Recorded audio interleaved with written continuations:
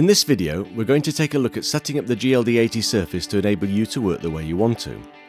There are various options and preferences which you can choose in the screen menus which allow you to customize your mixing experience. It is important to know that these control strips, which run across the console and through the layers, are not fixed channels, but can be freely programmed to be whatever you need to see at any one time. A good starting place is the factory template show, which will arrange the channels on the surface in a typical layout. Go to the Setup Control Strip Assign screen and you will see a representation of the surface arranged in 2 bank tabs and 4 layers, A, B, C, D. The pull-up has an option for syncing the GUI to the selected current layer on the surface. A couple of things to remember. 1. Channels can be deleted from the surface by dragging them off the strip, but they still go on working in the mixer. This can be useful for background tasks and hiding channels from view. 2. You can have the same channel strip displayed at multiple places if you need access to it in different layers. You can arrange the strips however you like. For example, here's a bunch of guitars and the return for the effects unit being used with them, plus a DCA group to balance level of all guitars in the mix.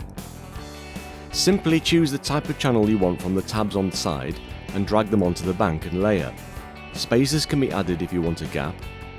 Just tapping a channel from the available list will add it to the first available empty position from the left if there are any. You can drag a channel to any position on the layer. If you drop it into an occupied slot, then it replaces the one previously there. If you change your mind, simply drag it into the bin and make another choice. Special fader strips for controlling levels in your local wedge or ears are found on this tab. Above each fader strip is a rotary control. These have 2 common functions selected by the mode buttons in the middle. The setting is global. Pan shows LR positioning of available mono sources to stereo mix buses. Gain is very handy for hands-on adjusting of preamp gain or channel trim on multiple channels simultaneously. There are 2 custom global modes for the rotary controls. You can choose them from the surface preference page under the control menu. Let's set this one up to be the send to the main reverb unit. The name and colour screen allows you to customize the channels from the default colours.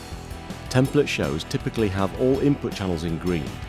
You may want to highlight a particular instrument or musician's inputs with its own colour. Choose the type and range of channels before picking the colour. Individual channel names could be customized from this screen using the on-screen keyboard. Quick names could be useful for saving time, providing a table of common names, which you can customize and save with the show file. Reset will restore the DSP channel ID to the display. Surface strip layouts, channel names and colors are all saved in scenes, so you can have different layouts and themes for each act, band or song if it helps to make the job of mixing more clear. There are many options in GLD to enhance your mixing experience. On the setup control screen, you will find the user preferences. For example, when you move a fader, you can opt to have the dB value pop up in the channel. You can also choose what is displayed when the Alt button is pressed. The default is to show the DSP channel number, which is often replaced by the instrument or mix name. Alt can display the I/O patch, so you can confirm where things are plugged into the system.